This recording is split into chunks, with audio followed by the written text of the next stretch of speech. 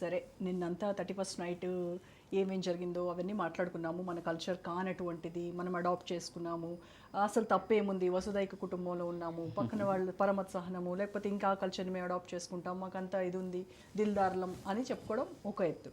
But 2025 కొత్త సంవత్సరంలోకి అడుగుపెట్టిన తర్వాత ఏవైతే న్యూ ఇయర్ రెజల్యూషన్స్ అని స్టార్ట్ చేస్తారో వాటి గురించి ఒక లైఫ్ కోచ్గా, ఒక మోటివేషనల్ స్పీకర్గా మీరు ఏం చెప్తారు? నాకు మీరు కాల్ వచ్చినప్పుడు ఈరోజు ఇక్కడికి డిబేట్కి రమ్మని exactly I was doing the same with my daughter. Okay. I was making her to write. అంటే ఆమెను కూర్చోబెట్టి నేను రెజల్యూషన్స్ అట్లా రాస్తా, అంటే like we both were tracking అన్నట్టు.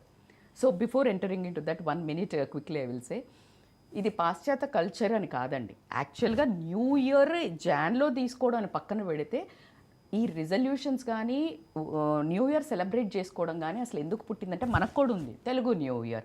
ఎందుకు వచ్చింది అంటే సింపుల్ అండి. ఏంటంటే మనకి సంక్రాంతి అయిపోయిన తర్వాత మనకి పంటలు అవన్నీ వస్తాయి.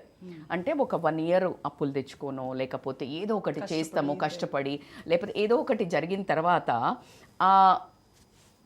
అవి పండుతాయి, పండవు, లేకపోతే అప్పులు తీసుకొస్తారు. అవన్నిటికీ ఒక చిన్న ఏం జరుగుతుందని అంటే రిజల్యూషన్ ఉగాది రోజు ఏమి మాట్లాడుకోవడానికంటే దేవుడు బిగినింగ్ ఆఫ్ ద అంటే లైక్ ఇయర్కి వి విల్ పాస్ట్లో ఏం మిస్టేక్స్ చేశాము, అచీవ్మెంట్స్ ఏంటి, రిఫ్లెక్షన్స్, అప్పులు తీసుకున్నాము ఈ ఇయర్ కడతాము, లేదు అని అంటే అరే ఊరుకో ఉప్పు పప్పు అంటే లైక్ మనకి తీపిది పులుపు కారము అన్నీ కలిపిందే ఉగాది కదా.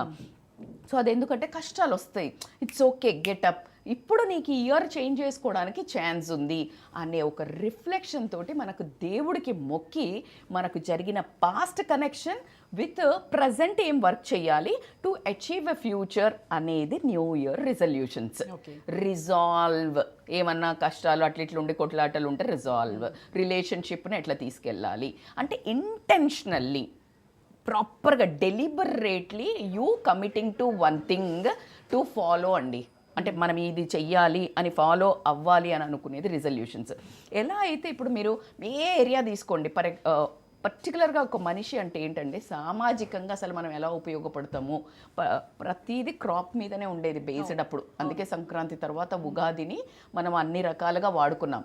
సో కాబట్టికే మీరు ఏ ఏరియా రిలేషన్షిప్లో నాకు కోపం వచ్చి అరిచినాను, లాస్ట్ టైం అనవసరంగా గొడవలు అయ్యాయి, నా కూతురు నా కొడుకుని సరిగ్గా చూడలేదు. సో ఈ year how to become better as a mother, as a father. పిల్లలు గోల్స్ అచీవ్ చేయాలనుకున్నారు, వెయిట్ లాస్ అవ్వాలనుకున్నారు, short term, mid term and long term, అందరు చెప్పిందే చెప్తున్నారు అని అంటే ఇంపార్టెంట్ ఏంటంటే డేస్ వైజ్గా పెట్టుకొని ఈరోజు రిఫ్లెక్షన్. పాతకాలంలో డైరీలు రాసేటోళ్ళండి, అది ఎంత హెల్ప్ఫుల్ అంటే ఇప్పుడు రాయడానికి దమ్ము లేదు ఎవరికి, ఎందుకంటే అంత చెత్త పనులు చేస్తున్నాము. సీక్రెట్స్ అదే నువ్వు ఎప్పుడు secret because you don't want to show anybody. అప్పుడు కూడా చూసేవాళ్ళు కాదు. సీక్రెట్స్ ఫర్ నాట్ ఎనీబడి మా, నీకు నువ్వు చూపించుకోలేవు because when you put on